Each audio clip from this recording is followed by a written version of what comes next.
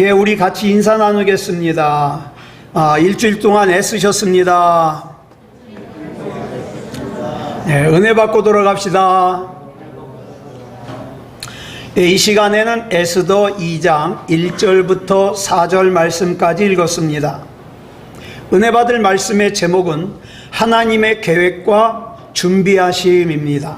하나님의 계획과 준비하심. 저와 여러분이 인생이라는 것을 살다가 보면 전혀 예측하지 못했던 그런 일들을 만날 때가 종종 있습니다. 그럴 때 우리는 당황스럽죠. 마치 낯선 장소에 혼자 떨어진 것처럼 이 일을 도대체 어떻게 감당해야 될지 불안하고 두렵습니다. 그러나 만약에 그 옆에 그곳을 잘 알고 있는 사람이 함께 있어 안내를 받는다면 아무리 낯선 곳이라 하더라도 불안하지 않죠. 두렵지 않죠. 성경은 이렇게 우리 옆에 함께 계셔서 우리 인생을 인도하여 주시는 하나님을 뭐라고 소개하느냐? 여호와 이레의 하나님이라고 소개합니다. 여러분 가만히 생각해 보세요. 인간이 우리 자신을 위해서 준비하는 것은 우리는 내일을 알지 못하는 상태에서 하는 준비예요. 그렇지만 우리 주님께서 우리를 위해서 준비하시는 것은 우리의 내일을 아시는 상태에서 준비하시는 거거든요. 여러분은 둘 중에 어떤 준비를 선택하시겠습니까? 내일을 알지 못하는 상태에서 준비하는 나의 준비를 선택하시겠습니까? 내일을 아시는, 또 그 아시는 상태에서 준비하시는 하나님의 준비를 선택하시겠습니까? 성경에서 준비하시는 하나님이라는 뜻의 여호와 이레라는 말이 나오는 곳이 어디냐? 창세기 22장 14절입니다. 어느 날 아브라함이 눈에 넣어도 아프지 않을 것 같은 사랑하는 아들 이삭을 모리아 산으로 데리고 가서 번제물로 하나님께 바치라는 도무지 이해할 수 없는 청천벽력 같은 하나님의 명령을 받습니다. 번제라는 것을 알고 나면 이게 얼마나 이상한 말씀인지 이해할 수 있어요. 일단 번제물을 바치려면요, 제물을 꽁꽁 묶은 다음에 배를 칼로 갈라요. 그리고 내장을 갖다가 다 끄집어내요. 그래서 제물의 가죽과 내장만 빼고 모조리 불에 태워서 바치는 제사가 번제예요. 그러니까 아브라함이 하나님의 말씀대로 이삭을 번제물로 바치려면 일단 칼로 배를 찔러야 돼요.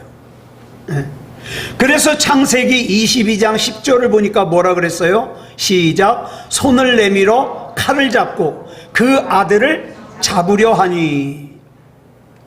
하나님께서 사람을 제물로 바치라 그러신다? 이런 걸 뭐라 그래요? 인신제사라 그러죠? 하나님께서 인신제사를 요구하셨다? 이해가 됩니까? 적어도 우리가 알고 있는 우리 하나님은, 또 우리가 믿고 있는 하나님은 사람의 몸을 제물로 받으실 정도로 무모하고 무자비한 하나님이 아니거든요. 차라리 저와 여러분을 구원하시기 위해서 독생자를 십자가에 내어주셔서 죽게 하실지언정 사람의 몸을 제물로 바치기를 요구하시는 그런 하나님이 아니잖아요. 그런데 한번 보세요. 하나님께서 지금 주신다고 약속하셨고 그 약속대로 아브라함의 나이 100살에 주신 아들 이삭을 지금 번제물로 바치라는 거예요. 여기서 우리는 하나님께서 아브라함에게 아들 이삭을 번제물로 바치라고 하는 것도 이해가 안 가는데, 더더욱 이해가 안 가는 것은 이런 무모하고 무자비한 하나님의 이해할 수 없는, 납득할 수 없는 명령에 순종하는 아브라함은 더 이해가 안 가요.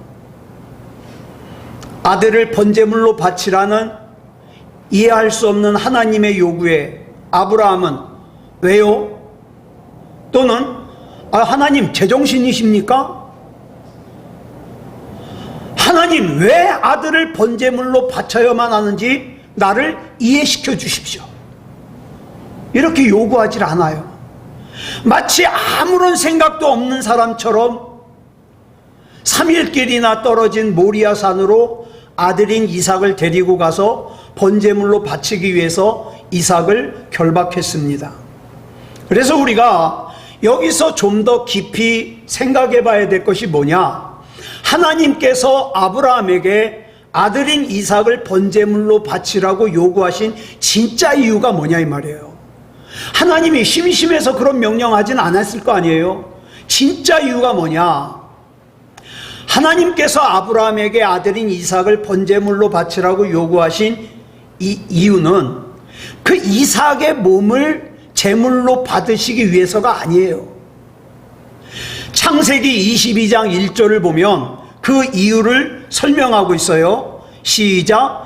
그 일 후에 하나님이 아브라함을 시험하시려고 그를 부르시되 아브라함아 하시니 그가 이르되 내가 여기 있나이다. 자, 여기 보니까 뭐라 그랬어요? 그 일 후에. 그 일 후에는 뭐냐면 앞장인 창세기 21장을 보면 블레셋 사람의 땅에서 그 블레셋의 왕 아비멜렉과 군대 장관 비골과 그 다음에 아비멜렉의 종들로부터 얼마나 협박과 위협을 받았는지 몰라요, 아브라함이. 그런데 하나님께서 아브라함을 지켜주셨거든요. 그리고 아브라함이 무슨 일을 하든지 하나님께서 아브라함과 함께 하시는 것을 이 블레셋 사람들, 왕과 군대 장관과 그 신하들이 다 알게 되었어요. 인정했어요. 그 후에요. 그 후. 자, 그 일 후에 하나님께서 아브라함을 시험하시려고 이삭을 번제물로 바치라고 요구하셨다는 거예요. 자, 그렇다면 도대체 하나님께서는 아브라함의 뭘 테스트하는 걸까요? 뭘? 하나님께서는 아브라함을 지켜주시는 정도가 아니라 더 큰 복을 아브라함 안에 담고 싶어서 아브라함이 어디까지 감당할 수 있는 믿음인지 알고 싶은 거예요. 그래서 테스트를 하십니다. 겉으로 보이는 것은 그냥 하나님께서 아브라함에게 이삭을 번제물로 바치라고 요구하시는 것이지만 그 안에 담겨져 있는 진짜 의미는, 자 보세요. 아브라함의 그릇이 이삭의 아버지 정도의 그릇인지, 아니면 열국의 아버지 정도의 그릇인지, 아니면 믿음의 조상의 그릇인지 확인하고 싶은 거예요. 저와 여러분도 마찬가지예요. 어떤 때 보면 하나님께서는 저와 여러분의 믿음의 그릇을 확인하십니다. 제가 우리 교회 성도들 중에 그 확인하시는 분들을 몇 분을 봤어요. 정말 힘든 가운데서 하나님 바라보고 믿음으로 이겨냅니다. 그 믿음의 그릇이 커지는 거죠. 그래서 하나님께서는 이미 이삭 대신에 제물로 사용할 수양을 모리아산에 준비해 놓으셨어요. 여러분, 우리를 향한 하나님의 요구가 때로는 이해할 수 없고 납득할 수 없고, 하나님 도대체 나한테 왜 그래요? 하나님 도대체 우리 가정에 왜 그래요? 그럴지라도 기억하세요. 그 하나님의 요구 안에는 분명하신 하나님의 뜻이 있어요. 괜히 그러는 게 아니거든요. 성경에 나오는 믿음의 사람들의 한결같은 특징이 있다면 그들은 자기를 위하여 다음을 계획하시고 준비하시는 하나님을 절대적으로 믿었어요. 신뢰했어요. 스데반 집사님이 돌에 맞아 순교하면서도 두려워하지 않고 담대할 수 있었던 이유는 이 다음을 계획하시고 준비하시는 주님을 신뢰하고 믿었기 때문이에요. 다니엘이 사자굴 속에 들어가면서도 두려워하지 않을 수 있었던 이유는 다음을 계획하시고 준비하시는 하나님을 신뢰했기 때문이에요. 다니엘의 세 친구인 사드락, 메삭, 아벳느고가 평소보다 7배나 뜨거운 풀무불 속에 들어가면서도 두려워하지 않을 수 있었던 것은 다음을 계획하시고 준비하시는 우리 주님을 신뢰하고 믿었기 때문이에요. 사랑하는 여러분, 우리가 그 하나님을 믿잖아요. 우리가 세상을 살면서 아무리 사망의 음침한 골짜기 같은 어려움을 당한다 할지라도 저와 여러분 역시 낙심하지 않는 이유는 저와 여러분을 위하여 다음을 계획하시고 준비하신 하나님을 믿기 때문입니다. 또한 저와 여러분이 지금 이 자리에 모여서 하나님을 예배하는 이유 역시 다음을 계획하시고 준비하시는 하나님을 신뢰하고 믿기 때문이에요. 내가 예배할 때 하나님께서 나에게 예배의 감동을 주시고, 내가 기도할 때 우리 하나님께서 내게 기도의 감동을 주시고, 내가 하나님의 말씀에 순종할 때 하나님께서 나에게 순종의 감동을 주시고, 또 내가 작은 하나님의 일을 할 때 내 안에 헌신의 감동을 주시는 것은 그냥 주시는 게 아니에요. 하나님께서 또한 우리를 이해할 수 없는 환경으로 보내실 때도 그냥 보내시는 게 아니에요. 저희 어머님이 치매가 10년이 넘었잖아요. 우리 삼남매가 수시로 이런 얘기를 합니다. 보통 치매에 걸리면 수명이 6년 정도, 5년 정도면 돌아가셔요. 자, 10년이 넘게 우리 어머님이 살아계신 것은 분명히 하나님의 뜻이 있을 거다. 우리 지치지 말자. 우리 기도 쉬지 말자. 이렇게 서로를 격려합니다. 여러분, 분명히 우리를 위해 다음을 계획하시고 준비하신 하나님, 우리는 이 하나님을 믿어야 돼요. 요셉이 형들의 손에 의해서 애굽의 종으로 팔려가게 할 때도, 억울한 누명을 쓰고 감옥에 갇힐 때에도 이미 하나님께서는 요셉을 위해서 그 다음의 계획을 준비해 놓고 계셨어요. 모세를 미디안 광야로 보내실 때에도 하나님께서는 그 다음 계획을 이미 준비해 놓고 계셨어요. 우리 눈으로 당장 볼 때에는 실패한 것 같아 보이고 내가 애매하게 고난을 당하는 것 같아 보이지만 하나님께서는 이미 그 다음의 계획을 준비해 놓으셨음을 믿으시기 바랍니다. 이렇게 우리를 위해 분명한 그 다음 계획을 가지고 준비해 놓으신 하나님께서는 그 다음 계획 준비하신 그 계획을 행하기 위해서 지금 여러분에게 그 일을 감당할 수 있는 믿음과 순종을 요구하셔요. 오늘 본문을 보면 에스더서 2장에 두 가지 큰 사건이 일어납니다. 하나는 바벨론으로 포로로 끌려온 유대인 소녀 에스더가 바벨론의 왕후가 됩니다. 왕후. 대단한 일이에요.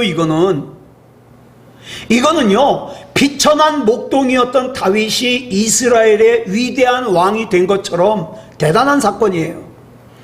애굽으로 노예로 팔려와 종살이를 하다가 억울한 누명을 쓰고 감옥에 갇혔던 요셉이 애굽의 총리가 된 것만큼이나 대단한 사건이에요.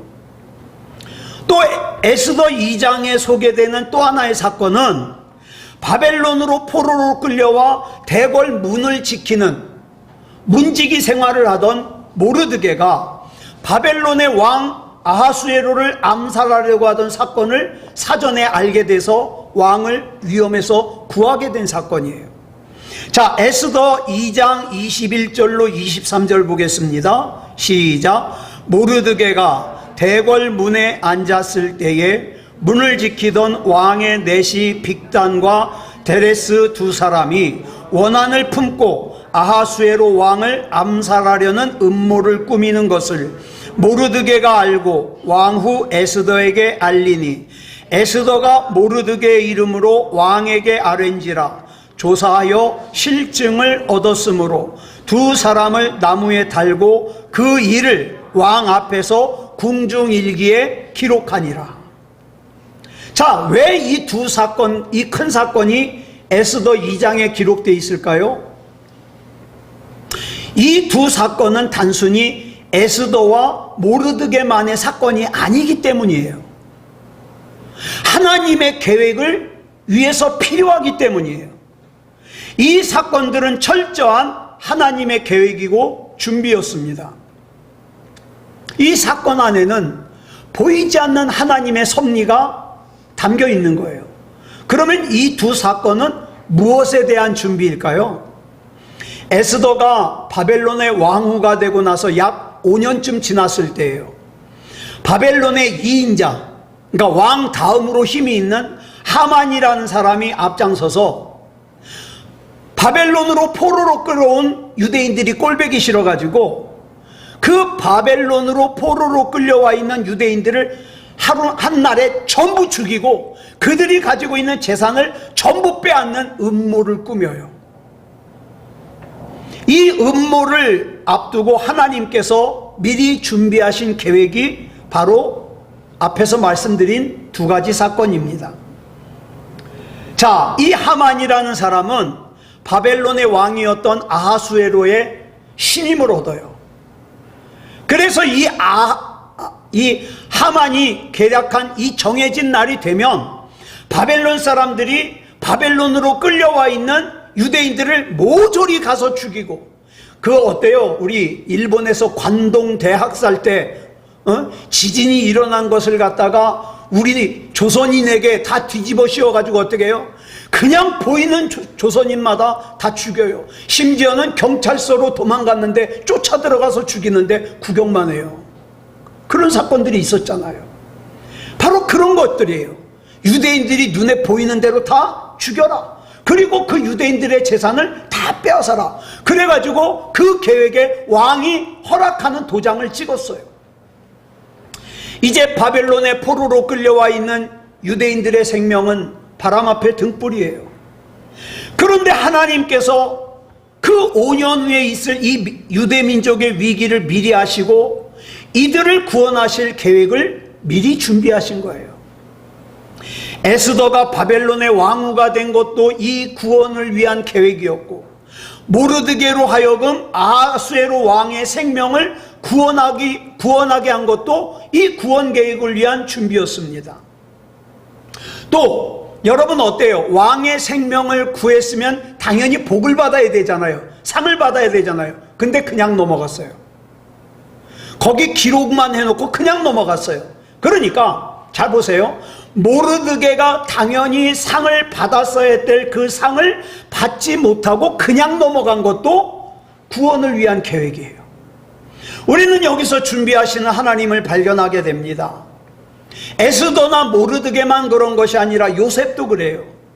17살에 요셉이 꿈을 꾼 것도 요셉 개인의 영광을 위해서가 아니라 그 꿈을 꾼 뒤로 20년 뒤에 엄청난 대기근이 있을 것을 미리 아신 하나님께서 그 요셉을 통해서 요셉의 가족과 또 애굽 나라 사람들과 그 인근에 있는 나라 사람들의 생명을 구원하기 위해서 계획을 세우신 거예요. 하나님께서 모세를 태어나게 하시고 40년 동안 궁중에서 교육을 받게 하시고 살인자가 돼가지고 미디안 광야로 도망가서 40년 동안 양이나 치면서 살게 하신 것도 애굽에서 종살이하고 있던 이스라엘 백성을 구원해내기 위한 하나님의 계획이었습니다. 우리 하나님께서 하시는 일은 그 어느 것 하나 의미 없는 일이 없어요. 이 사실을 이미 잘 알고 있는 사탄 마귀는 우리 하나님의 구원 계획을 그냥 구경만 하고 있지 않아요. 절대 아니에요. 여러분 그거 이상하지 않아요? 믿음 없는 사람들은 별짓을 다 해도 벌 안 받는데 믿음 조금 있는 사람들은요, 잘못된 길로 조금만 가도 하나님이 혼내셔요. 왜 그럴까요? 네. 사탄 마귀가 믿음이 없는 사람은 예배를 안 드려도 신앙생활 안 해도 기도 안 해도 쟤는 그냥 놔둬도 지옥 갈 거니까 그냥 놔둬요. 그런데 믿음 있는 사람이 믿음 생활을 하고 내가 이제부터는 기도 시간을 좀 늘려야지, 성경 많이 봐야지, 그러면 이상하게 힘든 일이 생겨요. 왜? 하나님의 구원 계획을 마귀가 구경만 하지 않고 어떻게 해요? 방해하기 때문에 그래요. 방해하기 때문에. 그러니까 이렇게 기억하시면 돼요. 하나님께서 구원 계획을 위하여 일하시면 마귀도 같이 일하는데 무슨 일을 하느냐? 하나님의 구원 계획을 방해하는 일을 해요. 하나님께서 모세를 통하여 이스라엘 백성을 구원하실 계획을 세우니까 사탄 마귀는 그 하나님의 구원 계획을 방해하기 위해서 하나님께서 사용하실 모세가 태어나는 것을 애시당초 막으려고 애굽의 왕 바로의 마음을 충동질해 가지고 사내 아이가 태어나면 나일강에 던져 죽이라고 하는 명령을 내려요. 언뜻 보면 애굽 왕 바로의 명령 같지만 사실은 아기인 모세를 죽여서 하나님의 구원 계획을 방해하고자 하는 사탄 마귀의 계략이에요. 하나님께서 인류를 구원하시기 위해서 사람의 몸을 입고 이 땅에 오셨습니다. 그러자 사탄 마귀는 이 하나님의 구원 계획을 방해하기 위해서 당시 이스라엘의 분봉왕이었던 헤롯의 마음을 충동질해서 2살 미만의 아기들을 다 죽이라고 명령을 내려요. 왜요? 아기 예수님을 미리 죽여서 하나님의 구원 계획을 방해하려는 거예요. 이 사건 역시 언뜻 보면 이스라엘의 분봉왕인 헤롯의 명령인 것 같지만 사실은 아기 예수님을 죽여서 하나님의 구원의 계획을 방해하고자 하는 사탄 마귀의 계략이에요. 요셉을 통하여 요셉의 가족과 애굽 사람과 인근에 있는 나라 사람들을 구원하시고자 하는 하나님의 구원 계획이 요셉 안에 심겨지니까 사탄 마귀는 요셉의 이복 형들의 마음을 충동질해 가지고 요셉을 죽이려고 구덩이에 밀어버려요. 그런데 다행히 그 구덩이에 물이 없어서 요셉이 사니까 어떻게 해요? 요셉을 노예로 팔아버려요. 그래서 요셉은 애굽으로 팔려가서 보디발의 집에서 종살이 11년, 억울한 누명을 쓰고 감옥살이 2년을 했습니다. 이 정도 되면 우리는 어떻게 생각해요? 내가 이 정도 일을 겪으면 어떻게 해요? 하나님의 계획이 실패한 것처럼 보여요. 여러분은 안 그러시겠지만 저는 그런 기도 많이 했어요. 너무 하나님 앞에 죄송해요. 하나님, 이창원 목사 잘못 택하셨습니다. 이창원 목사를 택해서 목사 만드신 것은 하나님의 큰 실수입니다. 저같이 못하는 사람을, 저 이런 기도도 했어요. 실패한 것처럼 보여요. 그러나 하나님께서는 오히려 사탄 마귀의 계략을 사용하셔서 하나님의 구원 계획을 이루셨습니다. 그렇다면 이제 본문으로 돌아와서 오늘 본문에 나오는 유대인들이 생명의 위협을 당하는 이 시험을 당하는 이유는 뭘까요? 괜히 하만이 유대인들을 죽이려는 거 아니잖아요. 이유가 뭘까요? 사탄 마귀가 하만이라는 사람의 마음을 충동질해 가지고 유대인을 죽이려고 하는 이유가 있을 거 아니에요. 언뜻 보면 이게 그냥 한낱 정치적인 사건 같지만 사실은 아주 처절한 영적 전쟁이에요. 저와 여러분의 삶도 마찬가지예요. 단순히 인생 가운데서 겪는 일 같지만 사실은 우리 삶 안에서 벌어지는 처절한 영적 전쟁이에요. 여러분, 이 처절한 영적 전쟁에서 여러분은 하나님의 편을 들고 있습니까? 사탄 마귀 편을 들고 있습니까? 여러분 잘 알 거예요. 내가 단순히 예배를 드려야 되는 시간에 귀찮은 생각이 드는 거, 내가 단순히 교회를 떠나는 거, 내가 단순히 기도를 하는 것이 부담스러운 생각이 드는 거, 그게 단순한 생각이 아니라 그 안에 하나님의 계획이 담겨져 있기 때문에 그 안에 하나님께서 저와 여러분을 향한 섭리와 계획과 복과 능력이 담겨져 있기 때문에 이것을 미리 알고 있는 사탄 마귀가 어떻게 하는 거예요? 방해하는 거예요. 일찍이 하나님께서 이스라엘 백성을 바벨론으로 포로로 끌려가게 하신 이유가 뭐냐?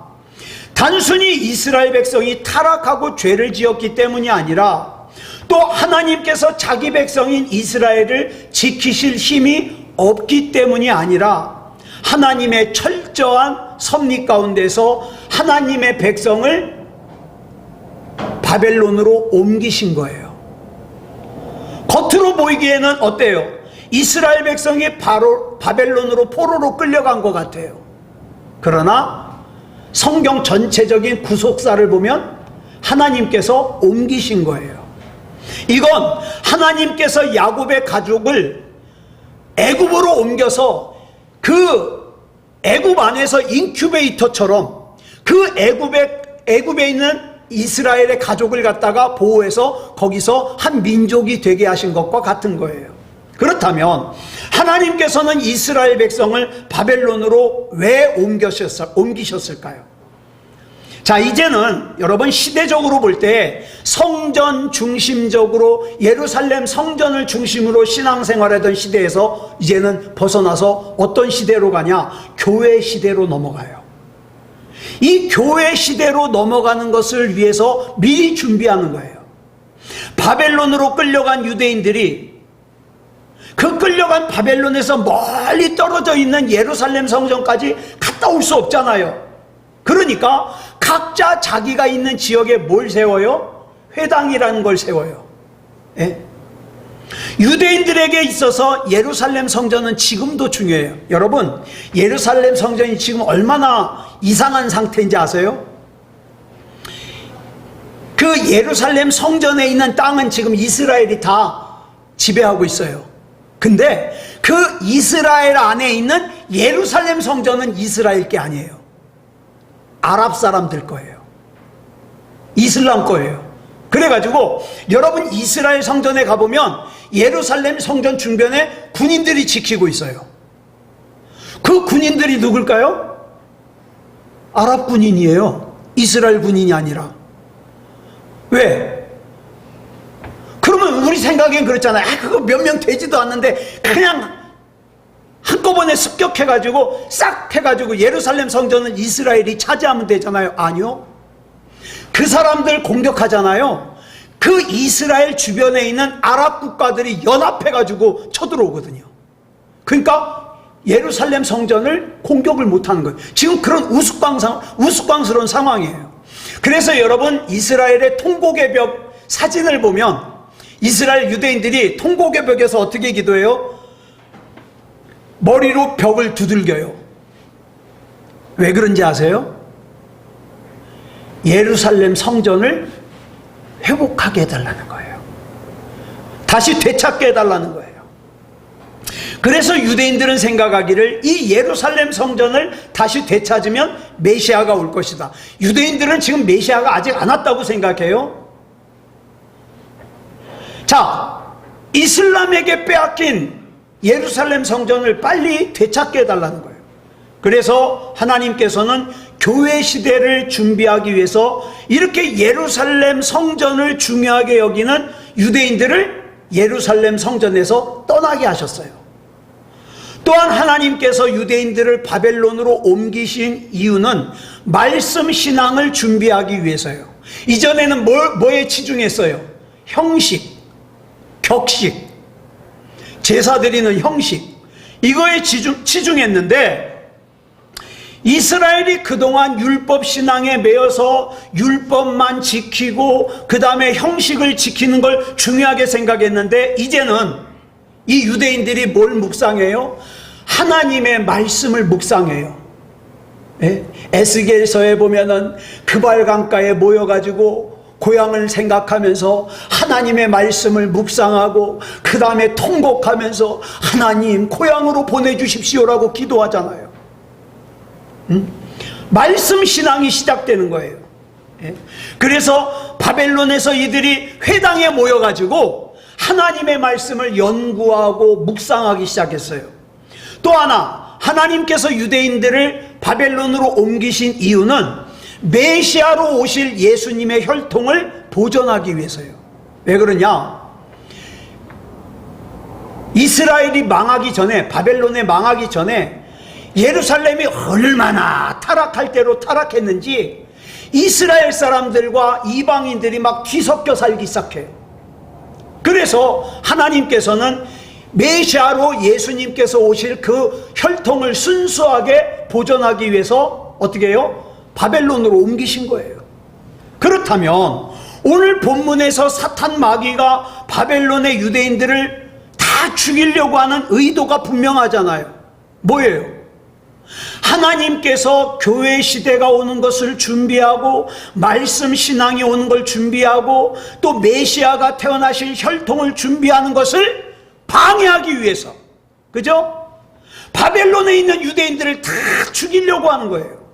그래서 이것이 단순히 하만 한 사람이 유대인들에게 앙심을 품어가지고 이런 일이 일어난 것 같지만 사실은 그 배후에 마귀가 있어서 하만이 사탄 마귀에게 이용당한 거예요.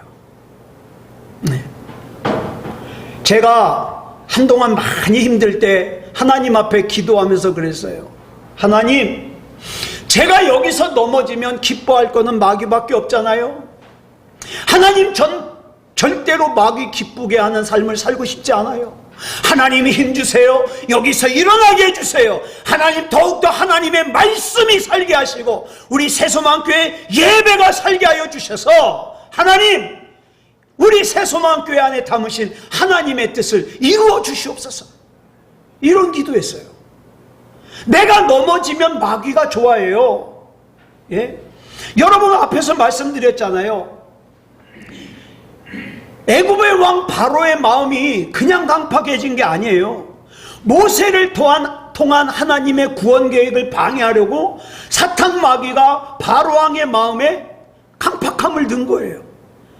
이스라엘의 분봉왕이었던 헤롯이 그냥 2살 이하의 아기들을 다 죽이라는 잔인한 명령을 내린 게 아니에요.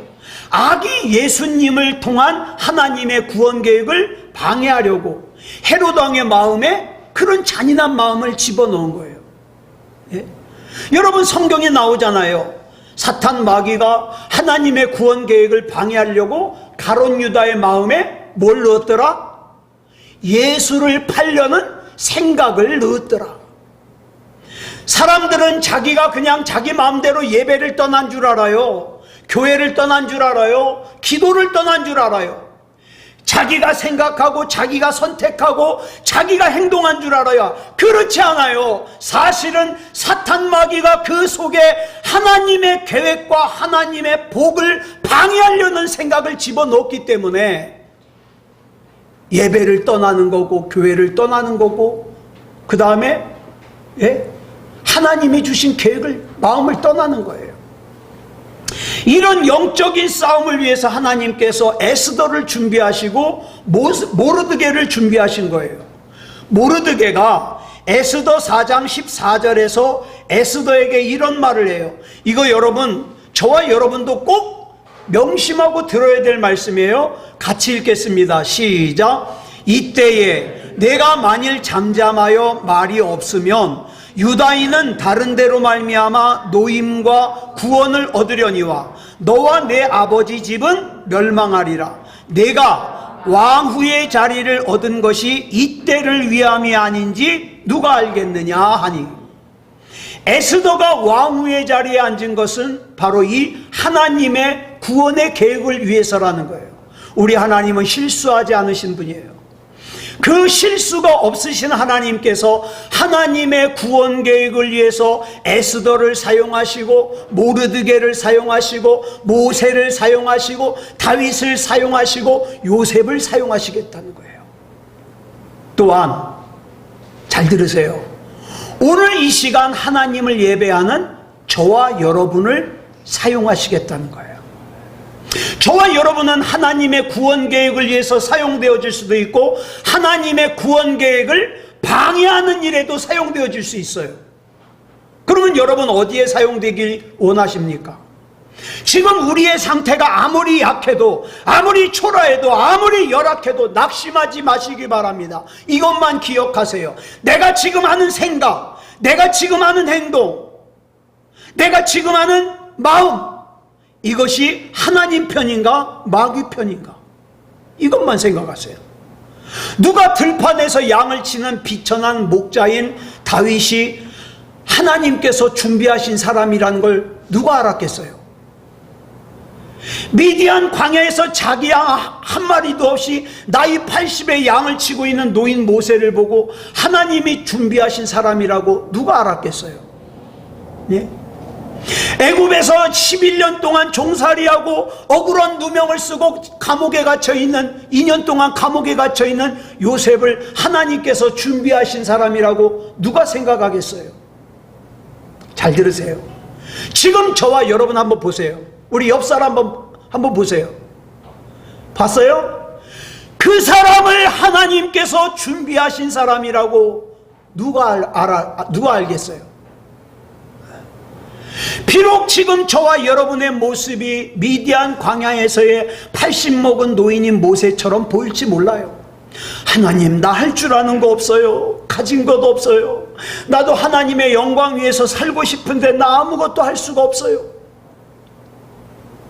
비천한 목자 같을 수 있어요. 감옥에 갇혀 있는 것 같을 수 있어요. 그러나 기억하십시오. 사람의 눈에 보이는 모습이 어떠하든지 저와 여러분의 삶 속에는 하나님의 계획이 담겨 있습니다. 하나님의 섭리가 담겨 있습니다. 그렇기 때문에 저와 여러분은 기도할 때 외치셔야 돼요. 나는 하나님 것이다. 나는 하나님 것이다. 저는 아주 오래전에 읽은 책인데 이 내용이 정말 가슴에 울려요. 로마의 군사들이 쫙 행진을 하고 있었어요. 무기를 들고 방패를 들고 창을 들고 촥촥촥 행진을 하고 있었어요. 근데 그 맨 뒤에 길을 쓸고 있던 할머니 한 분이 그 빗자루를 들고 이렇게 쫓아가는 거예요. 그러니까 사람들이 말리죠. 할머니, 여기서 이렇게 자랑하시면 안 됩니다. 그랬더니 할머니가 그런 거예요. 내가 자랑하는 걸로 보입니까? 그러면 왜 이러세요? 그랬더니 적어도 나는 힘이 없지만, 나는 늙었지만 나도 이 군인 중에 한 사람이라는 것을 보여주고 싶은 거라고. 내가 어느 편이라는 걸 보여주고 싶은 거예요. 내 말이 어느 편이라는 것을, 내 생각이 어느 편이라는 것을, 내 행동이 어느 편이라는 것을 보여주고 싶은 거예요. 하나님, 나 약해요. 나 부족해요. 근데 나 하나님 편입니다. 보여주고 싶은 거예요. 요셉이 22년 만에 형제들을 만나서 한 말이 뭐예요? 창세기 45장 4절로 5절 말씀 보겠습니다. 시작. 요셉이 형들에게 이르되 내게로 가까이 오소서. 그들이 가까이 가니 이르되 나는 당신들의 아우 요셉이니 당신들이 애굽의 판자라. 당신들이 나를 이곳에 팔았다고 해서 근심하지 마소서. 한탄하지 마소서. 하나님이 생명을 구원하시려고 나를 당신들보다 먼저 보내셨나이다. 요셉도 처음에는 자기 삶에 왜 이런 일이 일어나는지 알 수가 없었어요. 내가 왜 여기까지 끌려와서 종살이를 해야 돼? 내가 왜 여기까지 끌려와서 억울하게 감옥살이를 해야 돼? 몰랐어요. 그런데 22년이 지나고 나니까 아하! 안 거예요. 그래서 하나님이 나를 먼저 보내셨구나. 그동안에는 그냥 힘든 줄로만 알았어요. 내 삶에 이런 어려운 일들이 왜 일어나야 되는지 알지 못해서 억울했어요. 분했어요. 그런데 그 모든 일들이 하나님의 구원 계획을 위한 준비하심이란 걸 알고 나니까 나를 노예로 팔아먹은 형들이 용서가 되는 거예요. 당신들이 나를 보낸 게 아니라 하나님이 보내셨다고. 예. 여러분 시편 119편 71절을 보면 이런 말씀이 나와요. 시작. 고난당한 것이 내게 유익이라. 이로 말미암아 내가 주의 율례들을 배우게 되었나이다. 여러분 이 말씀 잘 아셔야 돼요. 고난당하는 것 자체가 유익이라는 게 아니에요. 여러분 쓸데없는 고난 당하지 마십시오. 고난당하는 것이 유익이 아니라 그 고난을 통해서 하나님의 준비하신 계획을 깨달으니까 유익이라는 말이에요. 가만히 보면 고난이 그냥 고난으로 끝나는 사람이 있어요. 그 옆에서 보면 참 답답해요. 그런가 하면 고난이 유익으로 끝나는 사람이 있어요. 중요한 것은 우리 하나님께서는 저와 여러분이 낙심하지만 않으면, 포기하지만 않으면 하나님의 영광, 즉 우리 안에 담으신 하나님의 구원 계획이 성취되는 걸 보여주시겠다고 약속하셨어요. 그런데 하나님이 일하시는 걸 가만히 보면 특징이 있습니다. 하나님께서 일하시기 전에 먼저 순종을 요구하셔요. 여러분, 벳세다 들녘에서 남자 장정만 5,000명이니까 아이들과 여자까지 합치면 뭐 좋게 10,000명이 넘겠죠. 그 10,000명을 배불리 먹이시는 기적, 오병이어의 기적을 행하실 때 예수님이 먼저 말씀하신 게 뭐예요? 먼저 요구하신 게 뭐예요? 제자들에게 너희가 먹을 걸 줘라, 이 말이에요. 너희가 먹을 걸 줘라. 줄 수 없는 상황인데, 여러분, 실로암에서 살고 있는 앞을 못 보는 맹인이 예수님께서 그 맹인의 눈을 고치시는데 그 맹인에게 먼저 요구하신 게 뭐예요? 실로암 못에 가서 눈을 씻어라. 앞이 안 보여가지고 잘 모르는데, 한쪽 팔이 말라가지고 오그라든 사람에게 예수님이 먼저 요구하신 게 뭐예요? 네 팔을 내밀어라. 아, 이거 내밀 수 있으면 이러고 다니겠어요? 예? 태어나서 한 번도 일어나 본 적이 없는 안진뱅이에게는 일어나서 앉았던 자리를 들고 걸어가라. 나병 환자에게는 가서 네 몸을 제사장에게 보여라. 여러분, 잘 들으세요. 고치고 보낸 게 아니에요. 그냥 먼저 하래요. 먼저. 주님께서 이 모든 요구를 해결하신 뒤에 문제가 해결된 게 아니에요. 예? 반대다. 주님께서 문제를 다 해결해 주시고, 야, 가서 제사장 보여라, 실로암 못에 가라, 네 팔을 내밀어라, 그런 게 아니에요. 그냥 먼저 순종해라, 이 말이에요. 저와 여러분도 그럴 때 있어요. 아이고, 나도 그러고 싶은데, 누군 그러기 싫나요? 싫은가요? 내가 그럴 형편이 안 되니까. 여러분, 그럴 때 하나님 바라보는 거예요. 본문에 나오는 에스더 역시 문제가 해결되기 전에 먼저 뭐라 그래요? 금식 기도를 다 한 다음에 어떻게 해요? 죽으면 죽으리라. 그리고 어떻게 해요? 왕에게 나아가잖아요. 그렇다면 지금 그 하나님께서 저와 여러분에게는 뭘 요구하고 계십니까? 그 하나님의 요구에는 하나님의 능력이 담겨 있어요. 하나님의 응답이 담겨 있어요. 하나님의 복이 담겨 있습니다. 여러분, 하나님과 친밀하게 교제하면서 그게 뭔가를 빨리 발견하세요. 그리고 하나님 앞에 먼저 순종을 보이십시오. 그러면 놀라운 일이 생길 겁니다. 간증이 넘칠 겁니다. 감사가 넘칠 겁니다. 그래서 승리하는 저와 여러분 되시기를 그리스도 예수님의 이름으로 축복합니다. 기도하겠습니다. 사랑의 아버지 하나님, 감사합니다. 이 시간에 우리를 위하여 하나님께서 계획을 세우시고 준비하심을 나누었습니다. 나는 그냥 힘든 줄 알았는데, 또 나는 그냥 답답한 줄 알았는데, 나의 삶 가운데 그런 처절한 영적 전쟁이 있는 줄 몰랐습니다.